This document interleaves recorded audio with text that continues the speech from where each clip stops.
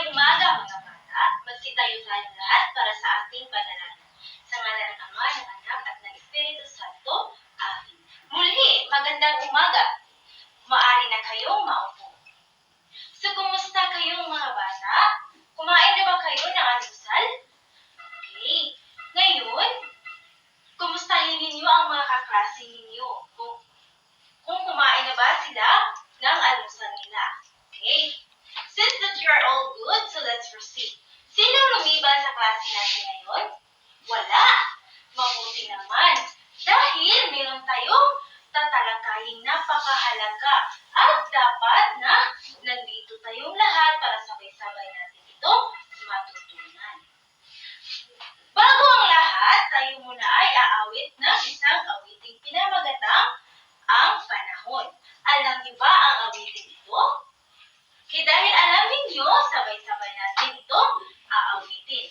Tumayo tayong lahat para sasayaw.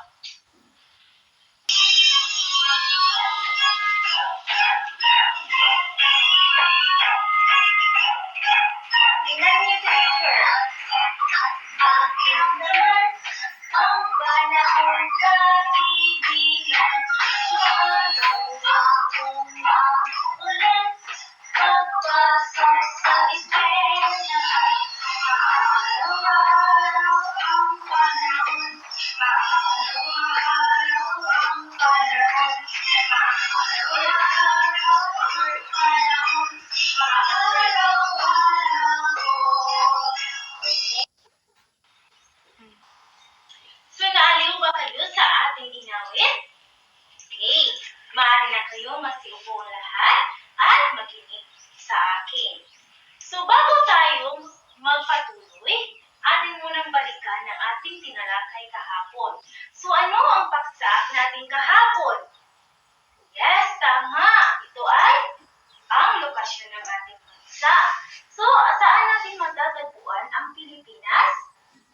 Yes, tama. Ang ating bansa ay matatagpuan sa Timog Silangang Asya sa rehiyong Pasipiko. Magaling talaga, may natutunan kayo. Kaya ngayon, tumingin kayo sa labas at pagmasdan ang kapaligiran at ang ulap. Ano ang panahon natin ngayon? Yes, ngayon ay maaraw. So, ano sa tingin ninyo ang mga bagay na dapat gawin tuwing maaraw? Tama, lahat ng sagot ninyo ay tama. So, ngayon, may ipapakita akong mga larawan at ang gagawin ninyo ay sasabihin ninyo kung ano ito at ano ang mga kagamitan nito sa atin. Okay, naintindihan niyo ba ako? Okay, so lahat kayo handa na ba? Okay, ang unang larawan ay, ano ito? Yes, ito ay payong. Ano itong unang larawan? Yes, ito ay payong. At ito ay ginagamit tuwing maaraw at maulan. Okay, mayroon ba kayong payong sa bahay ninyo? Okay, next we have, ano ito? Ito ay damit. At ginagamit natin ito sa pang-araw-araw nating buhay. Okay, next. Ito ay raincoat. At saan ginagamit ang raincoat? Tuwing may ulan. Meron ba kayong raincoat sa bahay ninyo? Okay, kahit kayo, meron ba kayong dalang raincoat or payong? Okay. Next, last picture is pajama at jacket. Meron ba kayong pajama sa bahay ninyo? Okay, ginagamit ito sa tama. Ito ay ginagamit tuwing malamig at pang-patulog. Okay. Bagay sa ating pinakita at sa ginawa natin ngayon, ano sa tingin ninyo ang ating paksa ngayong araw? Meron ba kayong idea kung ano ito? Tungkol sa mga kagamitan? Ano ba? Okay, malalaman natin yan. Kaya, lahat kayo ay makinig sa akin at matuto tayong lahat. Dahil pagkatapos na ipakilala ko ang ating paksa ay may itatanong akong mga katanungan. At kung sino ang makapagsagot, ay may makukuha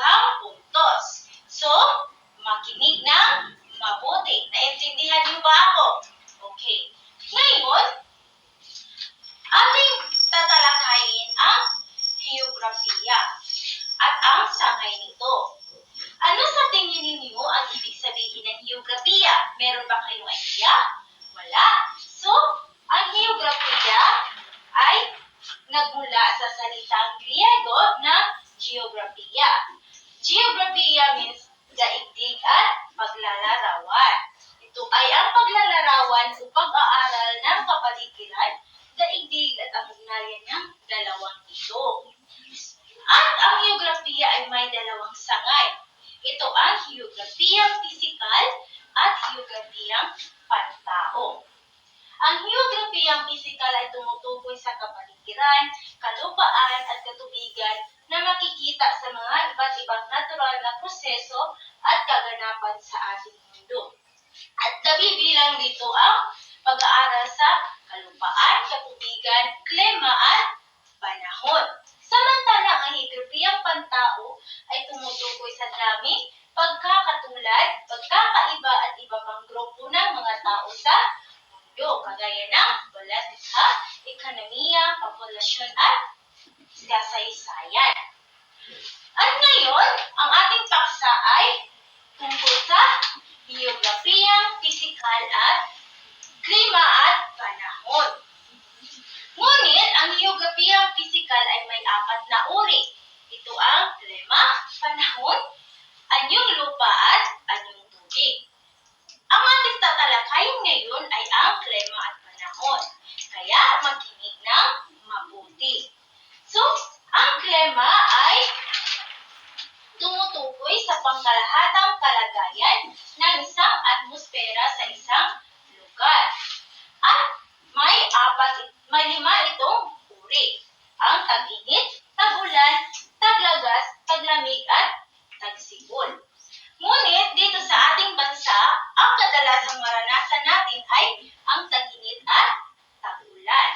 Malalaman natin ngayon kung bakit itong dalawang uri lang ang maranasan ng Pilipinas. Bakit hindi lahat ito? Okay? Dahil sa nakikita nyo ba ito? Ano ito? Yes, globo. Nakakita na ba kayo ng globo? Okay. Ngayon, malalaman natin kung bakit ang Pilipinas ay may dalawang uri lamang ng klima. Dahil sa ang high latitude ay tinatawag na rehiyong polar kung saan ang kanilang klima ay taglamig lamang. Dahil ang high latitude ay nasa malayo at hindi masyadong nasinaga ng araw. Kaya ang kanilang uri ng klima kadalasan noon ay taglamig. Samantala, ang middle latitude ay ang tinatawag na rehiyong temperate na may 4 na uri or 4 seasons. Ito ang tag-araw, taglamig, tagsibol at taglagas. At ang panghuli ay ang low latitude na mayroong 2 uri ng klima, tag-ulan at tag-init. At dito, nabibilang ang ating bansa sa low latitude at tinatawag itong rehiyong tropical. Bakit tinatawag na rehiyong tropical ang Pilipinas? Dahil nasa malapit ang low latitude sa Ecuador at mas nakaranas tayo ng tag-ulan at tag-init dahil malapit din tayo sa araw. Naintindihan niyo ba ako? Okay. Ngayon, tatalakayin natin ang mga salik na nakaapekto sa klima. Una, temperatura. Okay. Ang temperatura ay nagsasabi kung gaano kalamig o kainit ang isang lugar. So, sa temperature mo, siya ang nagsasabi. Pangalawa ay ang topografiya o katangiang pisikal. Okay. Ito ay tumutukoy sa anyong lupa at anyong tubig na matatagpuan sa isang lugar. Ang lugar na nasa mababa ay mas nakakaranas ng tag-init dahil sa mataas na temperatura. At samantala ang lugar na nasa mataas ay makakaranas lamang ng mga taglamig dahil sila ay nasa mataas na lugar. Next is ang uri ng hangin. Ang hiid ng hangin ay nagdadala ng pressure sa atmosfera na maapektuhan ang klima. At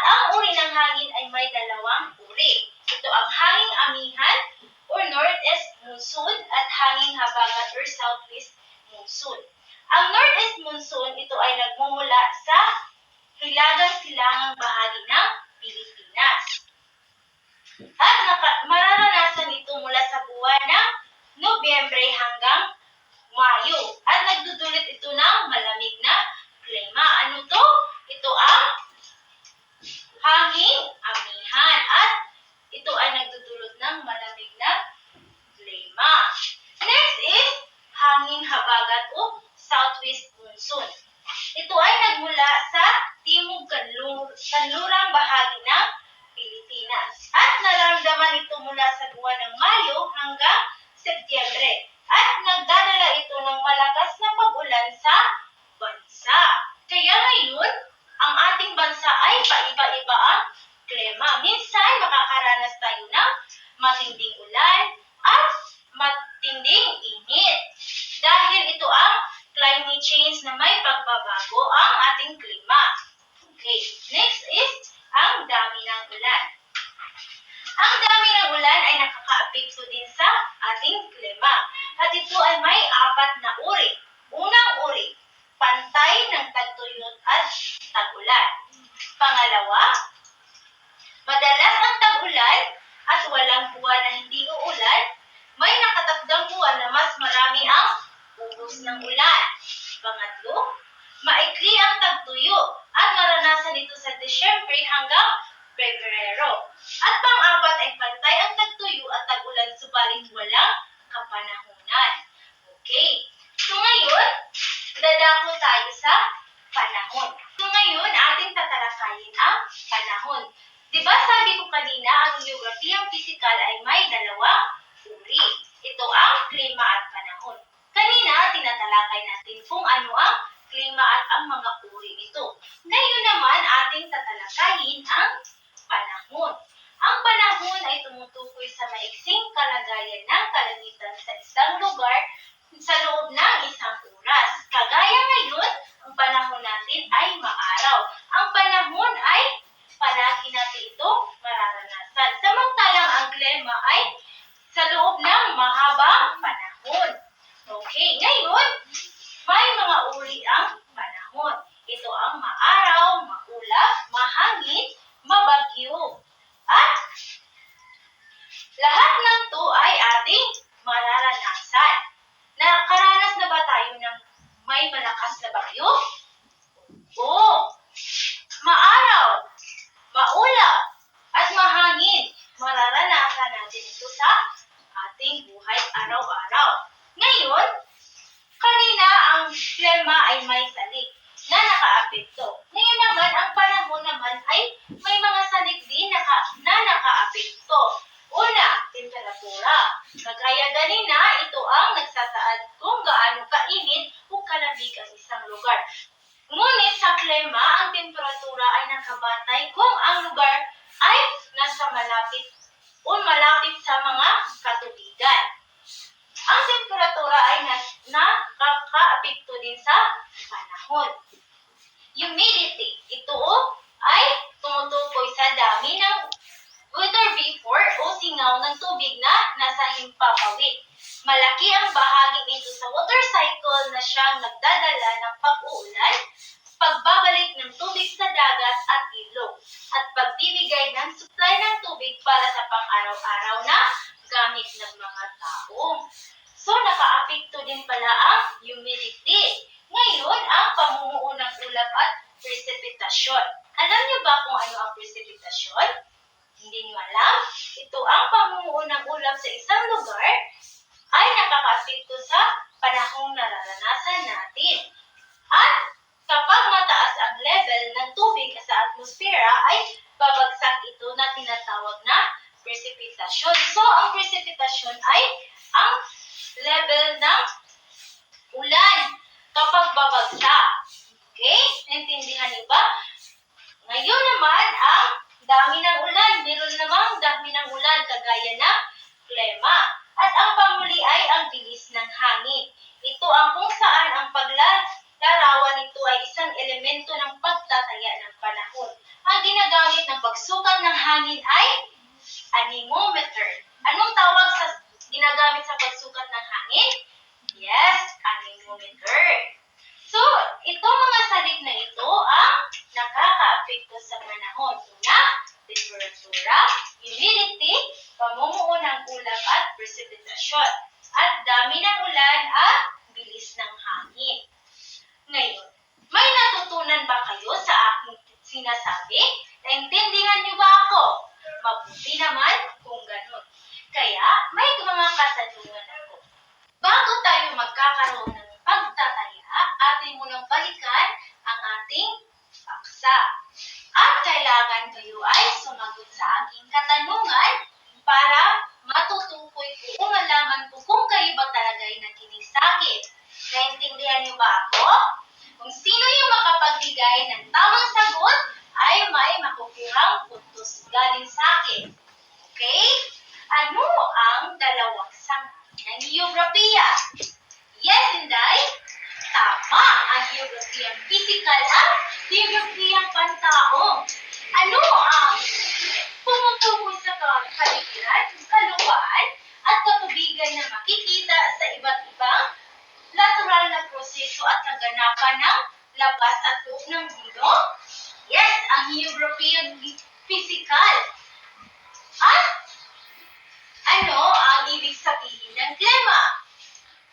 Yes, tama. Ito ang pangkalahatang kalagayan ng isang atmosfera sa isang lugar o mahabang panahon.